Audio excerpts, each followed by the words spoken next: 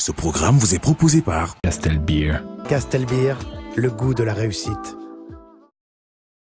Je suis Afrique, terre de tous les hommes. Je suis toi, moi, lui, l'autre, fier d'entreprendre, de réunir, de réussir. Je suis Afrique. Mélange de vie, de langue, de couleurs, de parfums, de goût fort. Je suis libre, créatrice inspirée, sensuelle et vibrante. Je suis Afrique des réussites nouvelles. Castelbeer, le goût de la réussite.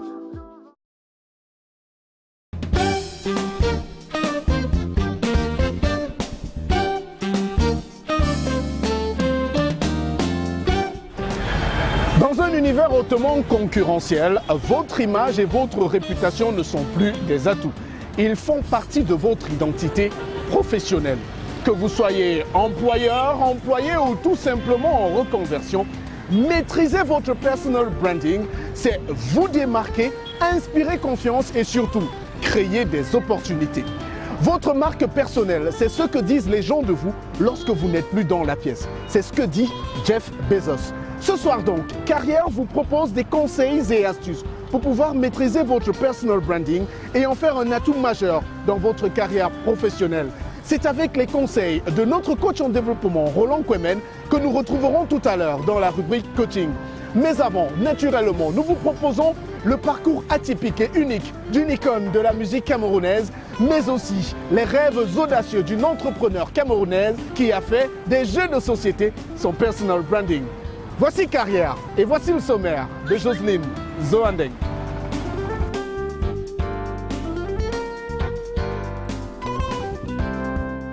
Au sommaire de Carrière, découvrez le Ndem, le jeu de société 100% made in Cameroun créé par Luna Ndong. En Success Story, Ruben Binam vous entraîne dans une balade tout en musique sur les traces de son parcours inspirant. Enfin, dans le coaching du mois, conseils et astuces pour maîtriser votre personal branding avec Roland Kwemen.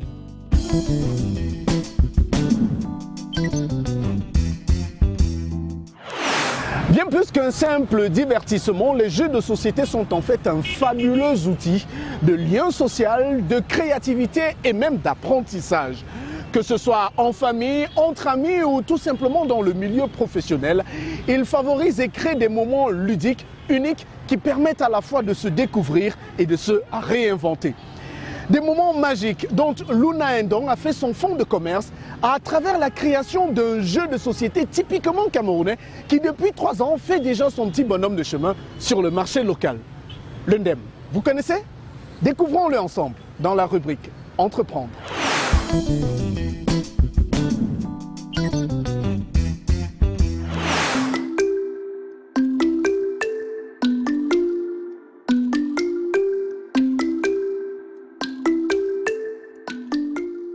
Bonjour, je suis Manuela Moukamedom, je suis à la tête de l'entreprise Sélénite Group, l'entreprise qui produit et design le jeu de société le Ndem. Si vous ne le connaissez pas, venez, on va vous le faire découvrir. Nice.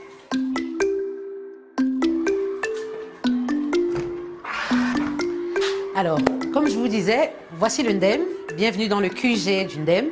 Donc c'est ici l'espace de création, de conception, là où tout le petit singe se met en marche pour créer ce produit que vous voyez là. Donc il existe en plusieurs versions. C'est un jeu thématique, donc il est décliné en plusieurs différentes versions. Voici la version classique, donc celle que le grand public connaît, parce que c'est la première version qui a été mise sur le marché. Il y a une version chrétienne, donc développée pour redécouvrir la Bible tout en s'amusant de façon vraiment originale. Et une version destinée pour les couples. Donc ça permet de resserrer les liens entre couples et de se redécouvrir un peu. Donc l'histoire du Ndem a commencé par une conception manuelle, avec une version un peu collector que je garde ici précieusement, qui commençait vraiment sur un format A4, avec des crayons de couleur de mes filles ou de mes neveux. Et ça a évolué parce qu'au fil du temps, quand c'est testé, on se rend compte que si vous jouez autour d'un pot, comme se fait le jeu, il y a des petits éclats d'eau ou de boissons qui peuvent être versés, donc ça devient compliqué. Donc, il a fallu plastifier. Ça, c'est encore la version amateur, hein. Donc, on a plastifié comme ça et ensuite, on est passé à un format plus grand. On a fait cette version-ci qui était toujours très dynamique, mais il y avait énormément de cases. Quand on pense à commercialiser un produit, il faut réduire un peu. Il faut calculer le temps de jeu, il faut calculer l'ergonomie du jeu, le scénario du jeu. Donc, il a fallu développer. On est allé à cette phase-ci. Ça, c'est une autre version qui a été testée en 2023, qui n'était pas encore sur le marché. Et donc, il ressemblait à ceci. Mais voilà, au niveau des pliures, au niveau des couleurs, c'était pas terrible. Donc, la version finale qui est présentement sur le marché, qui a été validée, et en passant qui est certifiée à l'OAPI, c'est celle-ci. Donc, une version quadriplie, imprimée directement sur du carton, et qui, au niveau de l'ergonomie et des couleurs, rend très bien.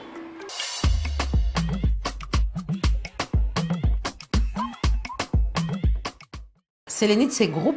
Pourquoi? Parce que c'est une entreprise qui regroupe plusieurs petites entreprises qui font dans des domaines différents. J'ai travaillé longtemps en entreprise. J'ai aimé ça, vraiment. Ça m'a formé, ça m'a donné un bon carnet d'adresses. Et après, j'ai ressenti le besoin vraiment de me lancer par moi-même. À la base, même, je suis formée en management de la qualité. Donc, j'aide les entreprises à mettre en place leur système de management. Je l'ai très bien fait dans différentes entreprises et je me suis dit, autant le faire à mon compte pour moi-même. Bon, à la base, déjà, je suis quelqu'un qui aime jouer. Moi-même, j'aime jouer, j'aime découvrir, j'aime créer, j'aime dessiner. Et je suis tout le temps en train de chercher des idées, des activités, pour comment m'occuper de façon intelligente et créative. Donc, j'ai ce jeu que j'ai développé depuis 3 ans, mais je le faisais de façon artisanale, donc à la main. Et je n'avais pas vraiment pensé le commercialiser. Sincèrement, c'était pas mon objectif. Je l'amenais chez des amis, dans la famille. Et je me disais, bon, c'est notre délire entre potes. Je ne pensais pas que ça pouvait donner. Donc, c'est des amis qui m'ont fortement recommandé de me lancer, de le produire. Et il faut le dire, ce n'est pas dans les habitudes de divertissement des Camerounais. C'est vraiment pas connu, c'est réservé à une certaine classe, parce que ça a un coût. Et le besoin aussi pour moi de reconnecter les familles. Le côté vraiment rassemblement, fédérateur qu'il y a autour d'un jeu. J'ai trouvé ça important de le mettre sur le marché pour que les familles redécouvrent le plaisir de passer du temps ensemble.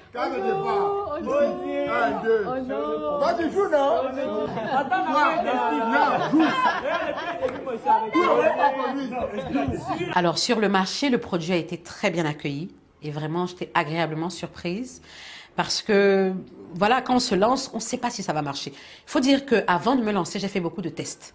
J'ai fait des tests auprès des échantillons vraiment divers. J'ai pris des étudiants de soir.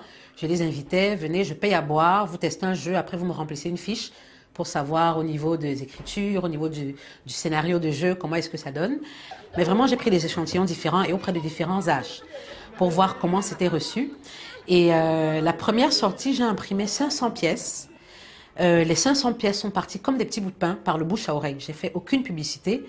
Et ça m'a permis justement d'avoir un échantillon grande échelle. Donc ces retours-là m'ont permis vraiment de perfectionner le jeu et d'avoir cette version finale qui est là et qui est vraiment très bien accueillie. Ça c'est même quoi? C'est l'Ndem. C'est l'Ndem. C'est l'Ndem.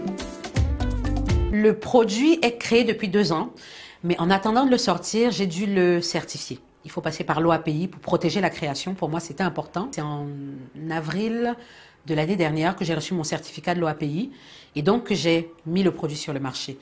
Et oui, je peux dire que ça a fait bouger les lignes parce que le produit est sollicité. Beaucoup de jeux de société qu'on reçoit en Afrique sont des jeux importés. Et les jeux, c'est une manière de présenter sa vision du monde. Le Monopoly, par exemple, c'est la vision capitaliste du monde qu'on a devant les yeux. Quand on a un produit tel que celui-ci ou d'autres qui existent, c'est une façon de présenter l'Afrique, de présenter une façon de se divertir à la camerounaise, Donc dans l'ambiance, la rigolade, la chicane, mais au-delà de tout, la bonne humeur. Mais c'est important d'avoir nos valeurs, nos propres idées, notre vision de ce que c'est que l'amusement, avec un côté éducatif aussi derrière, toujours une leçon, un message à passer à travers cette activité.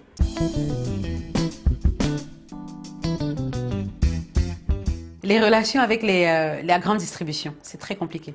C'est un univers à part. Ils ont leur code, ils ont leur façon de fonctionner, ils ont leur délai, ce qui n'est pas toujours évident pour un entrepreneur. Parce que quand vous mettez le produit dehors, vous avez besoin de retour, donc que le client, pour moi, les supermarchés sont mes clients, qu'ils me retournent. Or, ils ne le font pas toujours à temps. Eux aussi, ils ont leurs contraintes, ils ont leur réalité. Donc, c'est très compliqué entre la phase où on dépose et la phase où on reçoit pour pouvoir avoir le capital nécessaire pour relancer une production. Donc ça, c'est très compliqué. Au niveau des utilisateurs, j'ai pas eu de complications, mais sinon, des remarques. Quand on sort un jeu, on fait les instructions de jeu, par exemple. Ça, c'était la phase la plus compliquée. Parce que toi, dans ta tête, ton produit, il est complet, tu le comprends. Mais quand il faut l'expliquer à un individu, on se rend compte, il faut vraiment détailler comme si on parlait à un enfant d'1 an. Vraiment ligne par ligne, mot par mot, case par case.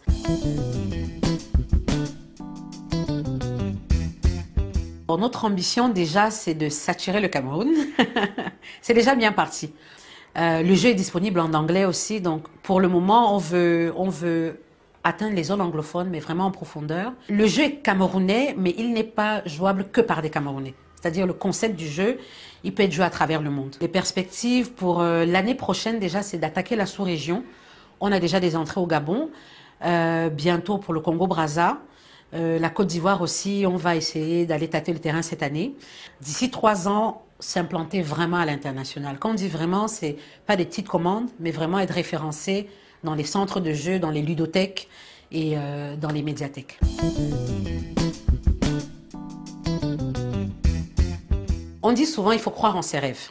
C'est vrai, mais il faut surtout transformer ses rêves en projets. C'est-à-dire à partir du moment où on pense à quelque chose, on rêve de quelque chose, il faut s'organiser, il faut être discipliné. On manque beaucoup de discipline. Il faut vraiment mettre en place des procédures, des façons de faire pour concrétiser ce que vous avez dans la tête. Et surtout, il ne faut pas ndem.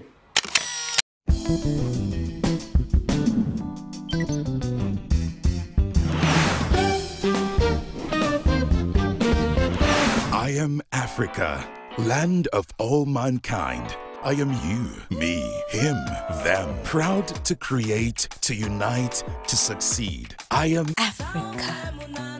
A mixture of life, languages, colors, flavors. I am free, inspired creator, sensual and vibrant. I am Africa of new success stories. Castle Beer, the taste of success.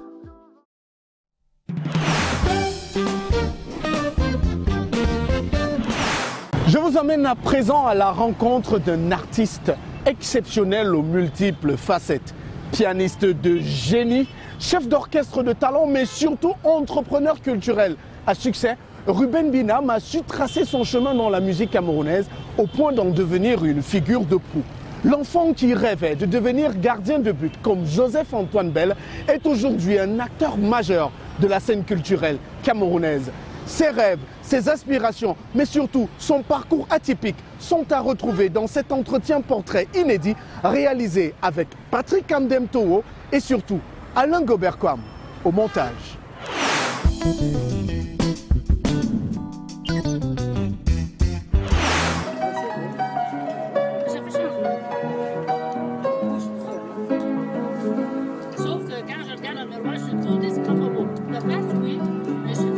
C'est un virtuose.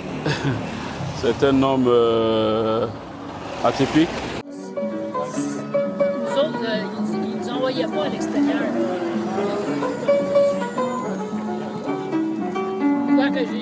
Sur un piano, ses doigts défilent sur les touches, faisant jaillir l'inspiration du moment. Dans son regard brûle une flamme incomparable qui consume l'âme et d'où s'échappent des mélopées uniques. Un rare concentré de sensibilité lorsqu'il est au piano ou sur scène et d'exigence et de rigueur dans la vie quotidienne. Un artiste engagé déterminé à mener ses combats pour une meilleure reconnaissance du statut de l'artiste au Cameroun.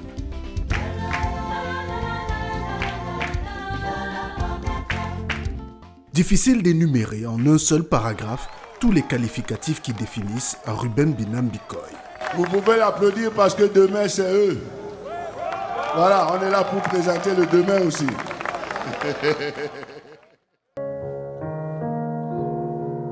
Rencontre avec l'un des gardiens du temple, un défenseur acharné de la musique live dans le respect des canons établis.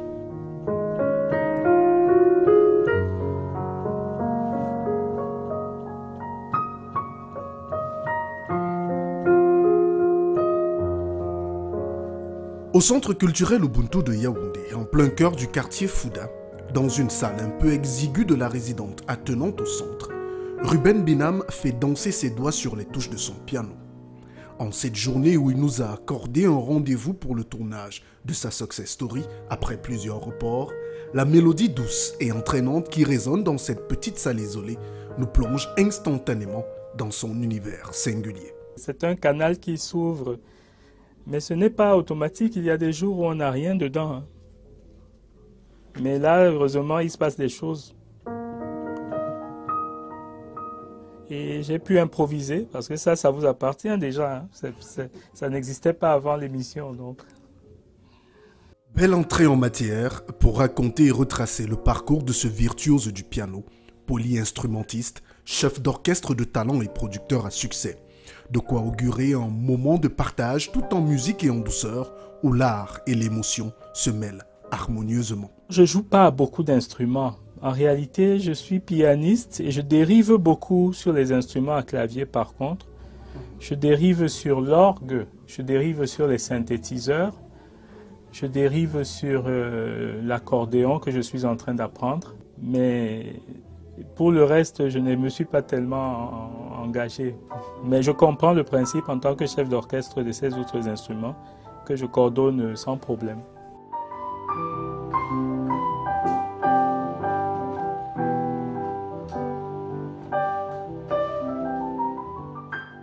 Né un 21 juillet au milieu des années 70 à Yaoundé, Ruben Binam est le fils du professeur Charles Binam Bikoy, figure très connue de l'intelligentsia et des milieux culturels camerounais et africains.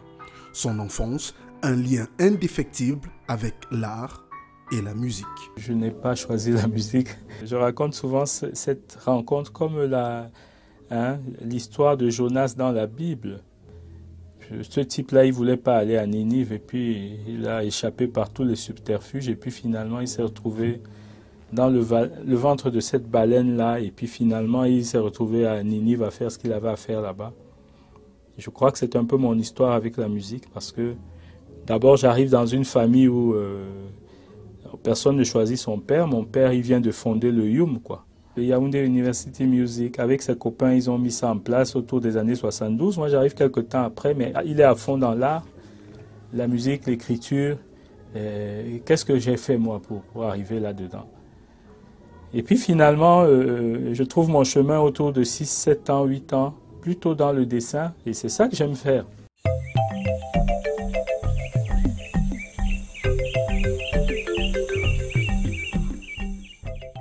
Dessin, peinture, chant, le petit Ruben navigue très tôt au cœur d'un univers artistique, guidé par son papa, qui ne lésine sur aucun moyen pour leur donner les bases dans la musique. Pourtant, pour le jeune homme, la musique à cette époque des premiers amours est plus une corvée familiale qu'autre chose. La musique, encore à ce niveau-là, elle est à la maison. Quand je rentre et que le week-end il n'y a pas d'école, eh ben, c'est classe de chant à la maison. Et puis finalement, quand notre père, il n'a plus beaucoup de temps pour les classes de chant, tu vois les enfants, ils se disent « Yes, ça y est, je vais aller jouer au foot ». Parce qu'après le football, quand j'allais vers mes 11 ans, 10, 11 ans, le foot, c'était ma passion. Je voulais être gardien de but et j'avais pour modèle un certain Joseph-Antoine Bell qui, à l'époque, caracolait. Il était capitaine des Girondins de Bordeaux. J'étais fan de Badou Zaki. On était en plein dans la Coupe d'Afrique au Maroc en 88. Et puis plus tard, en 90, Pompidou, le gardien argentin. Bon, entre les deux, Thomas Nkono aussi. Donc moi, je voulais être gardien de but, c'est ça qui m'intéressait et je dessinais. Et puis, je faisais de la peinture. Quand notre père n'avait plus de temps pour faire les classes de chant, on nous a appelé un moniteur de musique, Jafet Major Mekounde, paix à son âme. Et donc ce monsieur, c'est lui qui a pris le relais. Il nous a enseigné les bases du piano. Et donc j'ai fait mon premier thème avec lui d'ailleurs, c'était...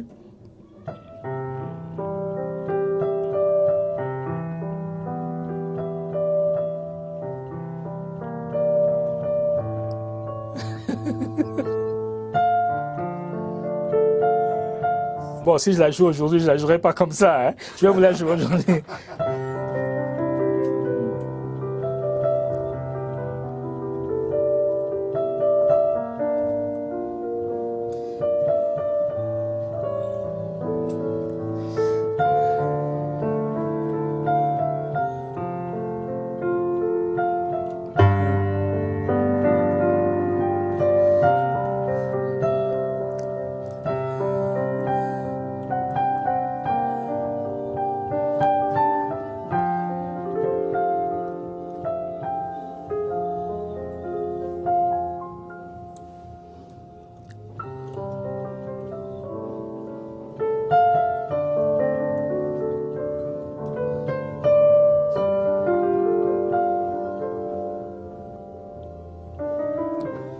Voilà.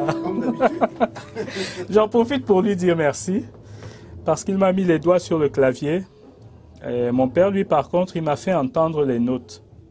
Dans l'intervalle de 7 à 10 ans, j'entendais les notes, tout ce qui passait comme musique, je le décryptais. Ça, c'est mon père qui m'a donné. Au milieu de ses cours de piano et de chant à domicile, surmontés par des parties endiablées de football avec ses amis du quartier, Ruben Binam entame sa scolarité à Yaoundé.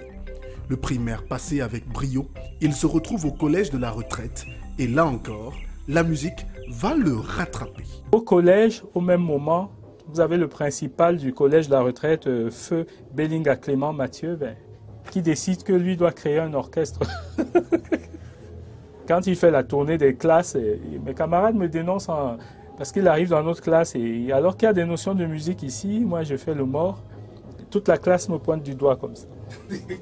Bon, c'est comme ça que commence mon histoire avec l'orchestre du collège de la retraite naissant, où je suis, tenez-vous bien, chanteur. Pas pianiste. Non, chanteur. Parce que le piano, j'avais encore pas approfondi beaucoup. Mais j'étais chanteur parce que ça, on faisait beaucoup avec notre père. On chantait des classiques de la chanson francophone. J'étais chanteur. Et une fille n'a rien trouvé de mieux à faire que de venir me coller pendant que je m'efforçais à chanter déjà devant la foule, quoi. C'était difficile. Et c'est l'une des choses qui m'a fait reculer. J'ai dit, ouais, ça c'est pas mon truc. C'est pas mon truc du tout. Mais je chantais apparemment et ils m'ont donné le statut de meilleur chanteur du collège. Et puis finalement, je me sens bien d'avoir reculé vers le piano parce que avec le piano, je me suis retrouvé là où j'aimais être en fait, là où on organise la musique.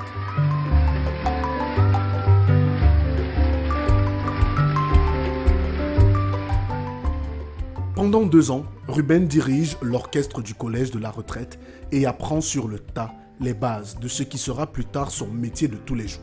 Chef d'orchestre, organisateur de la musique et directeur artistique.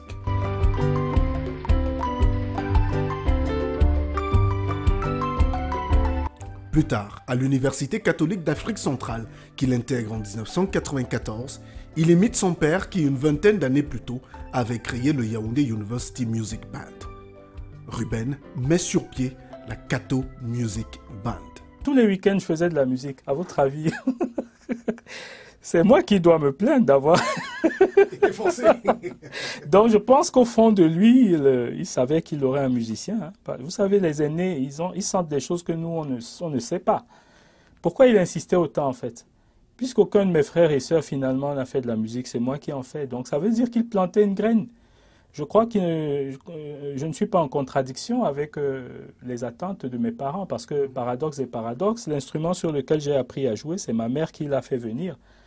Je vous parle des années 87 quand même, hein, faire venir un orgue de la France là-bas, loin à Bordeaux, jusqu'au Cameroun, il faut le vouloir quand même. Donc si cette dame qui est ma mère et que je salue, le professeur Binam Fidèle, a fait tout ça pour que l'orgue arrive dans le salon à Yaoundé ici, ben, c'est qu'il n'y a pas de hasard. Et puis finalement, mon père m'avait appris les notes. Pourquoi? 7 ans, 10 ans, j'apprends les notes. 10 ans, 12 ans, 10 ans, j'entre dans le clavier. Ensuite, toute la suite, jusqu'à mes 20 ans, je suis dans les orchestres scolaires, universitaires. Où est-ce que j'ai eu ma respiration, moi?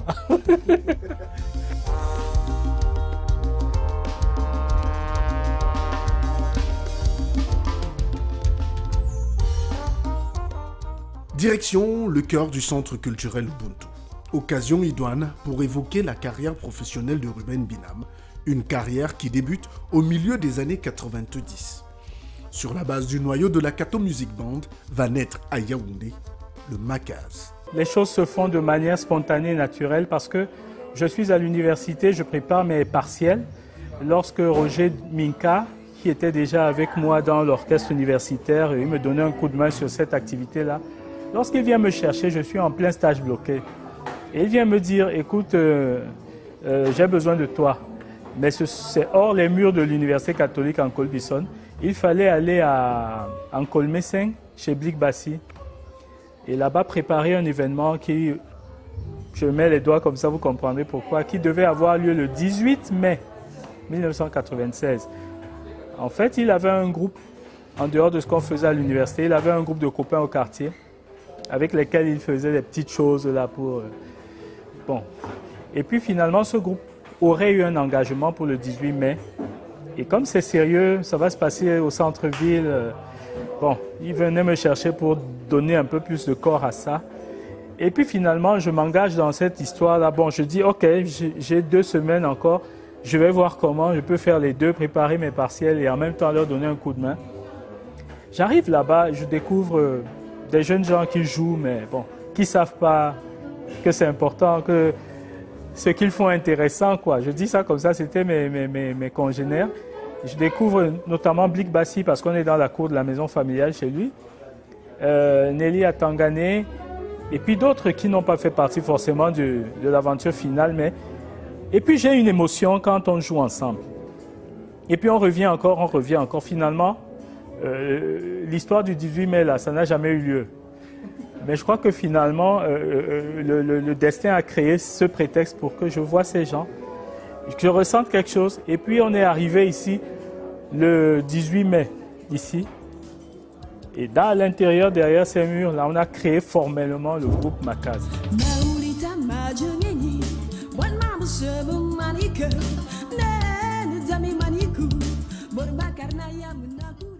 Le nom, une évocation au refuge naturel que constitue la case familiale. Un retour aux sources et un lieu de retraite naturel pour tous les mélomanes. Une prémonition par rapport au type de musique que le groupe propose à son public. Une fusion entre le jazz, le R&B, mais surtout les sonorités locales. Avec Serge Maboma, Koride Gemo, Rodi, Blik Bassi, Henri Okala et les autres, Ruben passe au niveau professionnel. J'ai jamais rien décidé. Décider, c'est présomptueux. Hein? Moi, j'ai tendance à dire souvent, mais si vous décidez tant, il fallait décider aussi le pays où vous seriez né, la famille où vous seriez né, la race qui serait la vôtre, la période où vous seriez né. On peut aller plus loin. Hein? Donc, je pense que l'être humain décide très peu de ce qui lui arrive dans la vie. Mais par contre, il doit assumer. Il doit assumer les interactions avec le monde, avec la vie, avec autrui. Et finalement, je pense que dans cette recherche de moi-même, je me suis simplement rendu compte à un moment donné que je devais suivre ce chemin. Comme je vous l'ai dit, rencontrer des jeunes gens là-bas en Colmessing après Essos, ressentir ce que j'ai ressenti, me dire que ces jeunes gens-là, on doit se voir plus souvent et on doit faire des choses ensemble. C'est du ressenti. Et puis finalement, quand on fait les choses ensemble, on construit des chansons, on construit un vivre ensemble. Et puis finalement, ces chansons-là, il faut bien les enregistrer quelque part. Et là, on a tous les problèmes du monde pour le faire. Il faut trouver les solutions pour ça. Et puis finalement, on arrive à l'enregistrement de l'album. On rencontre quelqu'un, et là encore, c'est une rencontre. Je parle à Sam Bende, pour faire court, qui décide de regarder de près ce dont je lui ai si bien parlé, ce que je lui ai présenté avec une certaine assurance. Et puis il vient à notre showcase et il saute de sa chaise. Et donc je ne lui ai pas raconté d'histoire. Lui aussi, il entre dans la dynamique et il dit vraiment ça, je vais m'occuper de ça, je vais le produire. Et c'est comme ça qu'on a notre premier producteur. Et notre premier album finalement.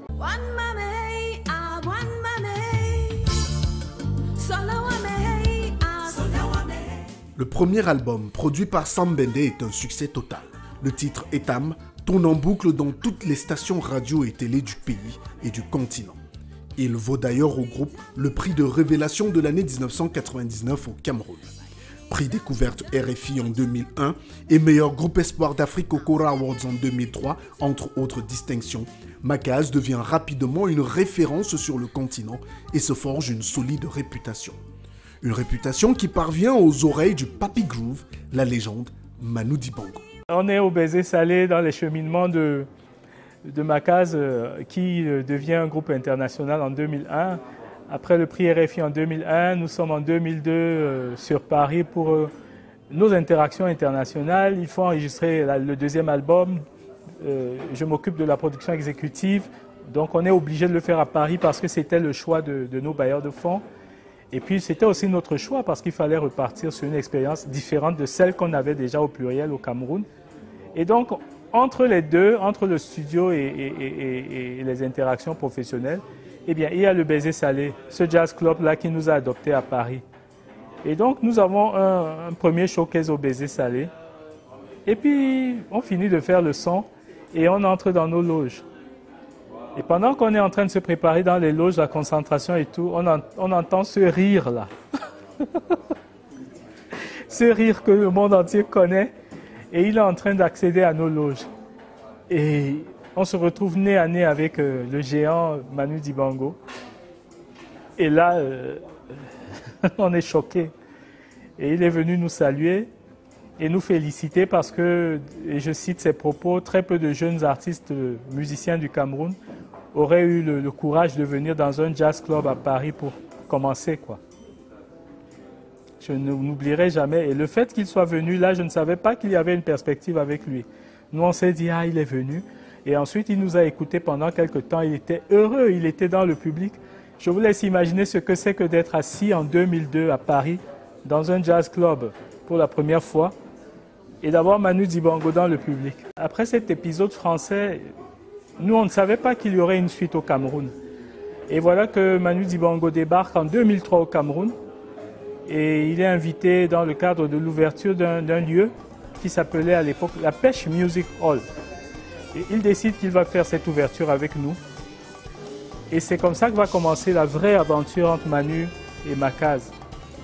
Après la Pêche Music Hall, nous sommes embarqués pour Montréal en 2003, en juillet 2003. Et nous nous retrouvons en Amérique du Nord à jouer avec Manu Dibango dans le cadre d'un festival, les Nuits d'Afrique.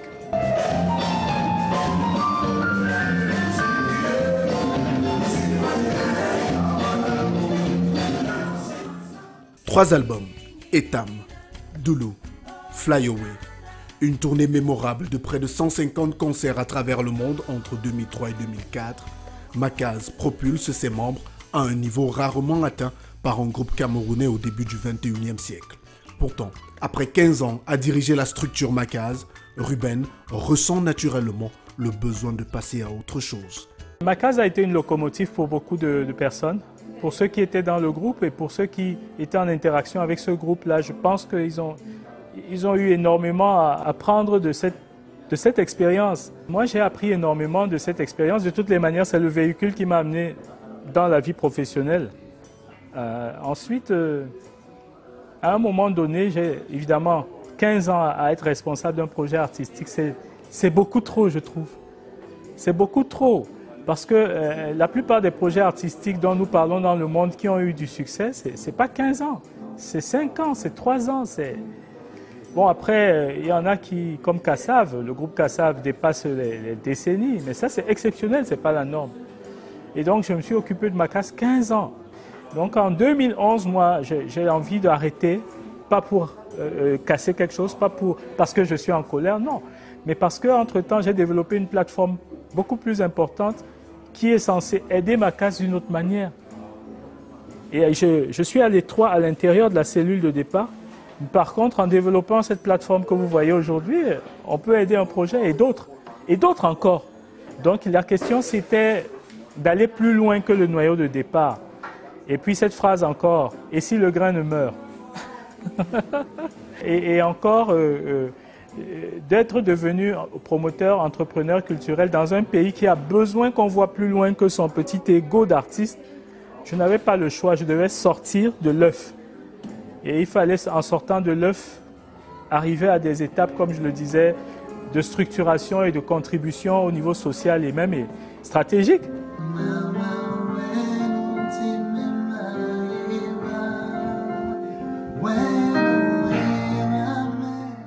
Désormais, de l'autre côté de la pièce en back-office, Ruben adosse le costume de directeur artistique et chef de projet pour de nombreux artistes venus solliciter ses services. Son expérience avec le Macaz a fait de lui une référence dans le milieu. Avec Alizé Équateur, la maison de production qu'il fonde en 2004, il produit et accompagne une centaine d'artistes camerounais, les plus connus, le groupe Ex Malea, dont la rencontre est tout autant anecdotique que spéciale.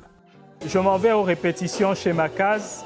Je n'ai pas prévu que je vais rencontrer des gens qui vont me demander d'être producteur. Et puis finalement, ils viennent me voir et ils décident que je dois travailler avec eux. Je dois devenir leur directeur musical en quelque sorte. Et puis finalement, de directeur musical, je deviens leur producteur sur un album. Et puis on coproduit le deuxième album parce qu'ils sont en train de grandir aussi dans la profession. Et c'est comme ça qu'en 2002, ils me donnent donc cette occasion de passer de l'autre côté. C'est eux qui ont fait de moi un producteur. Après, je l'ai été pour plein d'autres artistes, plus d'une trentaine d'ailleurs. Et ça revient encore une fois à ce que je disais. Ce sont les situations qui nous choisissent.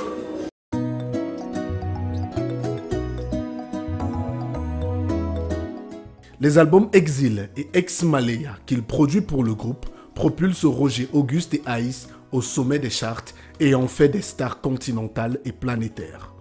La collaboration avec le groupe se poursuit bien au-delà de la production de ces albums.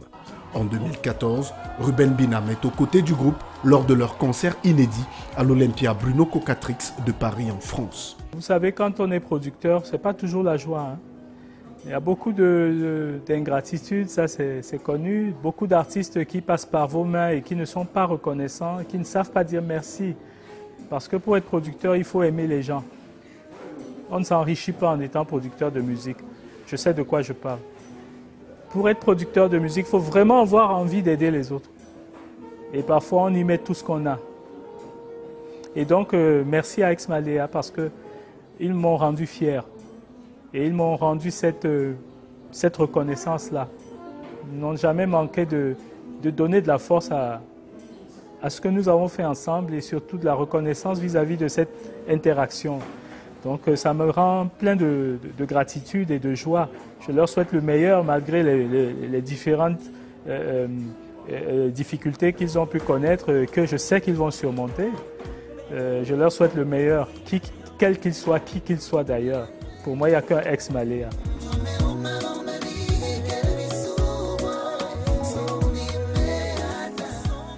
Dans chacun des albums qu'il signe en tant que directeur artistique, producteur ou même auteur, Ruben imprime une empreinte indélébile.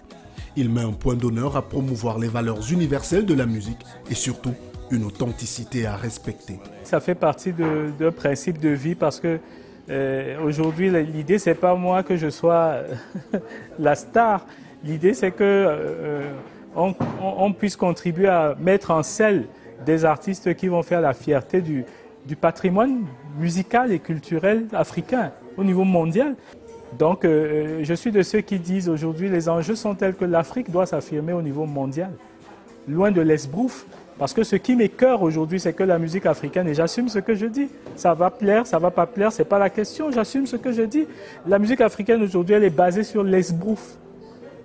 Allez chercher ce mot dans le dictionnaire pour ceux qui vont écouter. L'esbrouf, c'est-à-dire une espèce d'escroquerie intellectuelle où on met, je sais pas moi, où on met en avant ceux qui marchent avec des béquilles, quoi.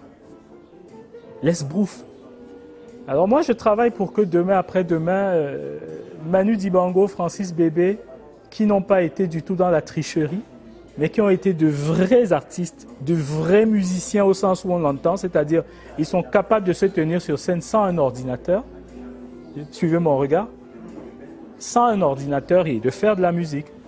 Ils sont capables d'utiliser leurs doigts, leurs pieds pour jouer d'un instrument de musique. Ça nous manque, ça.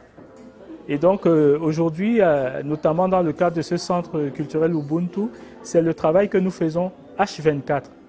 Développer des artistes qui vont faire la fierté de l'Afrique et du Cameroun et qui seront de vrais artistes capables de s'exprimer sur scène, de jouer en live et de s'assumer en tant que personnalité artistique.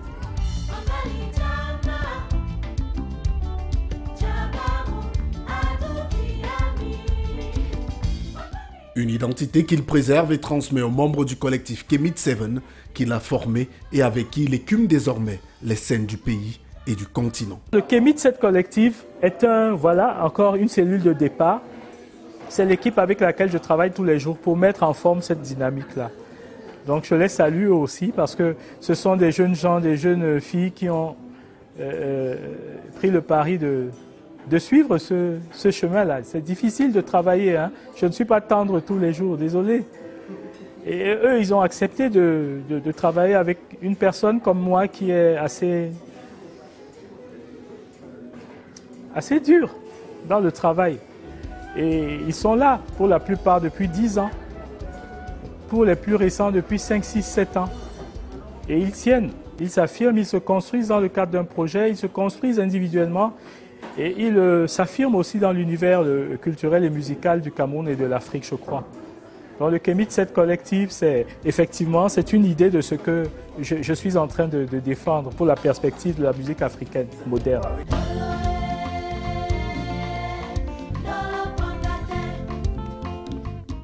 Et pour centraliser la gestion de toute cette machinerie et l'implémentation de sa vision unique, Ruben n'a pas hésité à transformer l'arrière-cour de son domicile familial en un centre culturel unique. Le complexe culturel Ubuntu. C'est la case où chaque fois que je partais sur les routes, avec ma case, avec Ex-Malea, avec Manu Dibango, c'est là où je revenais. Et chaque fois j'étais triste de revenir dans une cour qui était, ma foi, boueuse, herbée, et après avoir vu des endroits dans le monde comme ça, pas plus grands d'ailleurs que cette cour, parfois on faisait 20 heures d'avion et on arrivait à un endroit qui était 4 fois plus petit que ça, et on se disait, mais j'aurais pu rester dans ma cour chez moi et jouer, ou alors non, j'aurais pu rester à la terre battue et faire la même chose, le même concert à Yaoundé. J'aurais pu. Pourquoi est-ce que nous, partant d'Afrique, on doit toujours faire plus de sacrifices que les autres? La question que je pose à ce niveau, est-ce que le musicien qui est né à Toulon a besoin de venir jouer à Ezeka pour développer sa carrière? La réponse est non. Est-ce que le musicien qui est né à Cambridge a besoin de venir jouer à, ma foi, à Idenao pour s'en sortir professionnellement? Non. Pourquoi le musicien qui est né à Ezeka, à Edea, à Bafang, à Garoua, doit partir jouer à Cambridge, à Paris, à Oxford ou je ne sais où pour réussir sa carrière? Moi, je l'ai fait et j'ai vu, ce n'est pas une bonne chose pour les musiciens africains de construire cette démarche parce que de toutes les manières, vous partez perdant dès le départ. Pour déplacer un orchestre comme le Kemit 7 collectif, il me faudrait quoi? 15 billets d'avion? Vous savez économiquement ce que ça me coûte? À l'époque, je l'ai fait avec ma case, 7 billets d'avion systématiquement, aller-retour. Pas une fois, pas 2 fois, pas 10 fois, N fois. À un moment donné, il faut faire un bilan économique et changer d'approche. Et à force justement de subir ça en tant que leader de projet artistique, moi j'ai dit non, ça suffit, il faut qu'on joue chez nous. Mais pour qu'on joue chez nous, qu'est-ce qu'on va faire? On va s'asseoir sur le bord de la route et dire on n'a pas fait ci, les pouvoirs publics n'ont pas fait ça, tel n'a pas fait ça. On n'en sortira jamais. Donc finalement, moi j'ai pris le pari de faire ma petite part. Qui a besoin d'une scène? C'est moi. Alors puisque j'ai besoin d'une scène, je construis ma scène et je fais mon métier.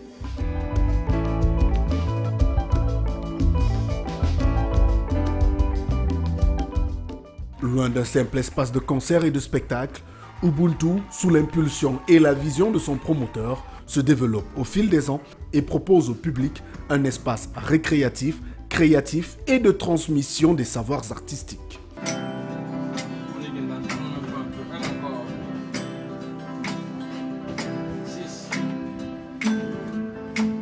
Entre les ateliers pour enfants durant les vacances et les week-ends, ainsi que les salles de répétition et studios d'enregistrement pour artistes, le complexe Ubuntu est aussi une école.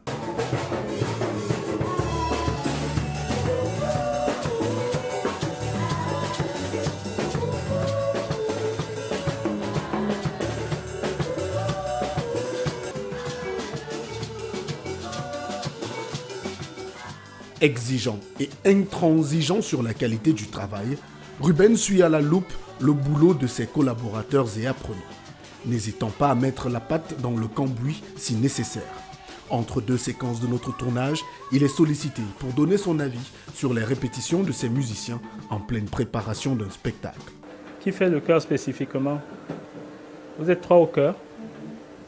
Pourquoi il n'y a pas le truc où chacun vient au chœur? Ah, tu veux les starifier. Vous êtes en train de changer le monde, changez-le, pas à demi quoi, changez-le. La starification, là, depuis qu'on fait ça au Cameroun, ça a amené qui où? Donc tout le monde va faire le chœur.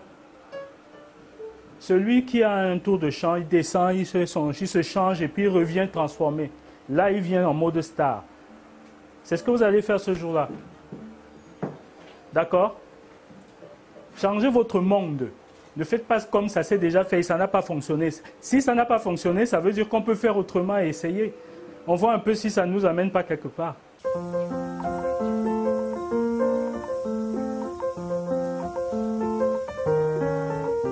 Direction le bureau. C'est ici que Ruben arbore son autre casquette, celle de gestionnaire et chef d'entreprise. Je suis la veine des projets qui me sont confiés ou qui se construisent devant moi. Et le management, c'est quelque chose qui m'a happé. Je ne souhaitais pas forcément m'occuper de ces aspects-là.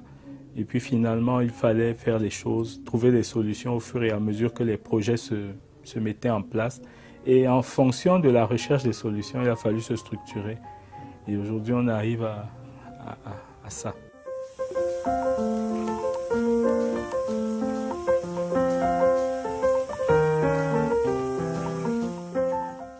Dans cet espace où il se retrouve très souvent en matinée, il a une vue globale sur ses projets et surtout sur l'avenir qu'il souhaite donner à Ubuntu. Une vision unique calquée sur les valeurs africaines ancestrales. Je considère personnellement ce que vous voyez, le complexe Ubuntu, comme un point de départ, une maquette, une cellule mère. L'idée, c'est de l'emmener partout où cela est possible. Déjà, Ubuntu, c'est universel. C'est un concept que l'Afrique donne au monde. On parle souvent de la charité africaine, on parle souvent de la générosité africaine. Finalement, c'est cette charité qui nous a ouverts au monde.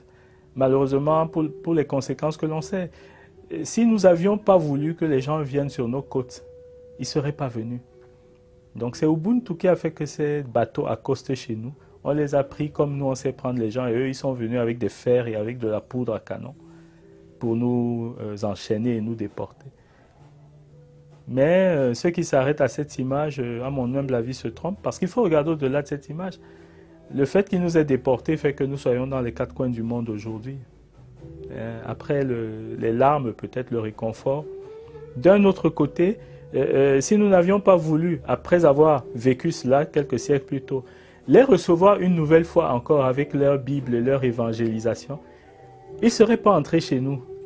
Et pourtant, nous avons réussi à pardonner et une nouvelle fois à leur tendre la main. Et ils sont venus sous une forme de colonialisme, dans un dessein de colonialisme. À chaque fois, c'est Ubuntu qui a permis que nous puissions faire preuve de résilience, de pardon et surtout d'humanité, malgré tout. Et je crois qu'Ubuntu, c'est un concept que l'Afrique a enseigné au monde. Par-delà les douleurs, par-delà les frictions, par-delà les contradictions, la paix, le vivre ensemble. Et c'est le président Nelson Mandela et l'archevêque Desmond Tutu qui ont finalement rendu ce concept populaire, donc universel, avaient raison, puisqu'il a fondé la nation arc-en-ciel en Afrique du Sud. Elle n'est pas parfaite, mais c'est un idéal à poursuivre. Donc Ubuntu doit aller le plus loin possible. Partout où l'humanité s'exprime, Ubuntu doit y aller. Imaginez un centre culturel Ubuntu à New York. Imaginez un centre culturel Ubuntu à N'Djamena, à Bangui, à Pointe-Noire, à Mombasa.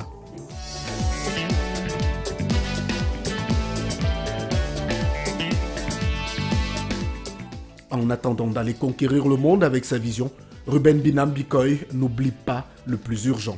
Redorer le blason des artistes au Cameroun, sa terre natale. Ma plus grande fierté, c'est de faire vivre la musique au Cameroun, modestement.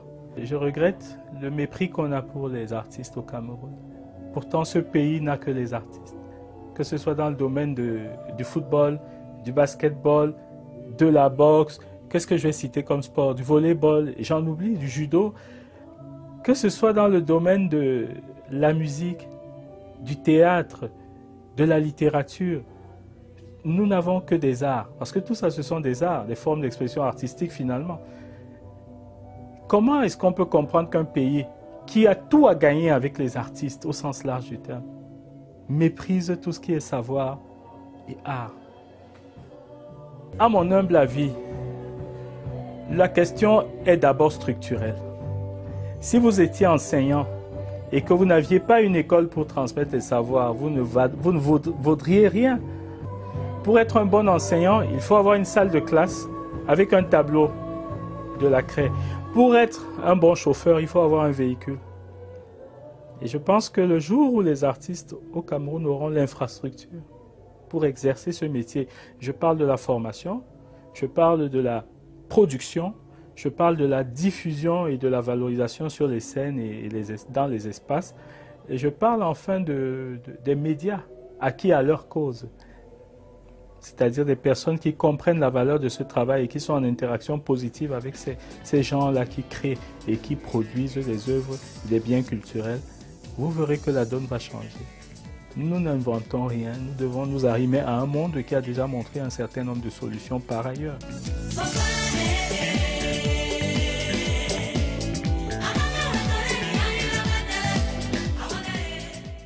Généreux et affable, Ruben garde la flamme de la musique présente dans un coin de sa vie. Elle, qui ne le quitte jamais et qui guide ses pas depuis les premières notes à lui transmises par son papa et son maître de piano. Un destin forgé par le travail et la persévérance qui fait de Ruben Binam Bikoy une référence au Cameroun et en Afrique dans le cercle fermé des chefs d'orchestre qui comptent. La vision appelle ses moyens. Moi j'y crois, j'ai toujours cru en tout ce que je fais. Je ne me suis jamais posé la question du comment. Parce que comme je vous ai dit, ça ne nous appartient pas, ça appartient aux hautes entités. Ces forces-là qui nous inspirent et qui nous font la faveur de nous lever chaque jour. La question est toujours celle de savoir pourquoi on s'est levé ce matin. Et quand on trouve la réponse, eh bien, les moyens pour ce faire arrivent d'eux-mêmes. Tu sais ce que je pense de toi. Tu sais que tu es un homme atypique. Tu sais ce que nous on partage, l'art que nous on partage et les sacrifices qu'on endure tous les jours. Je voudrais te dire de rester tout simplement simple comme tu es. Que Dieu te prête encore longue vie parce que voilà, il y a les générations futures et on a beaucoup de choses à laisser à la postérité.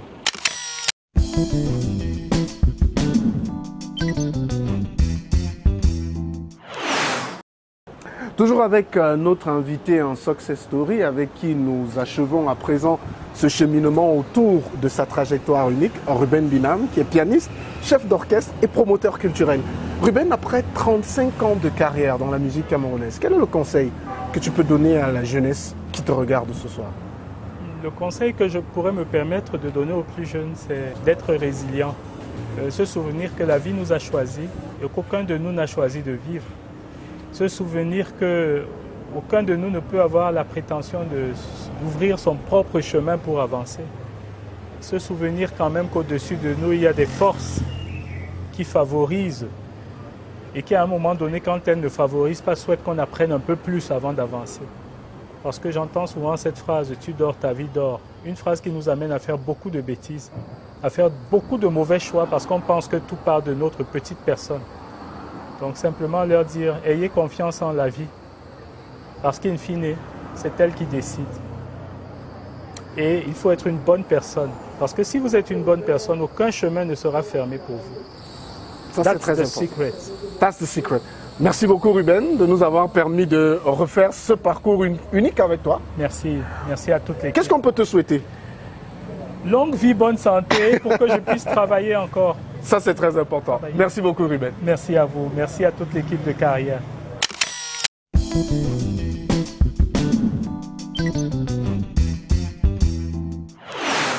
J'espère que vous avez apprécié à sa juste valeur cette belle balade musicale autour de la carrière tout à fait inspirante de Ruben Binam Bikoy.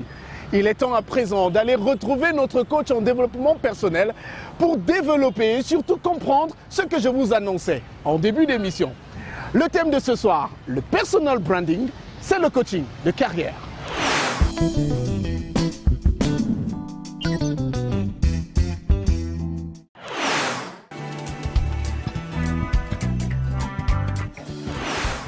Chers leaders, salut!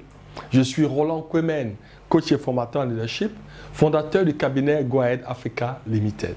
Bienvenue à cette session de coaching. Comment créer son personal branding?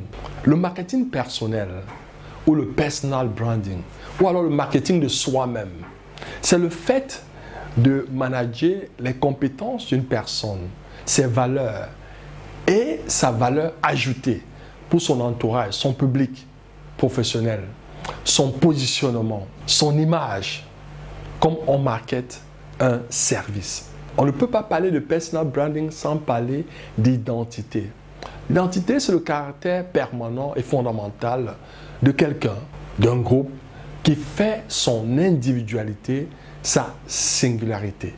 Quant à la marque, c'est un signe ou un ensemble de signes distinctifs, le nom, le logo, les valeurs, reconnaissables par les consommateurs et créant de la valeur sur un marché pour une entreprise, voire un individu, puisque nous parlons de personal branding.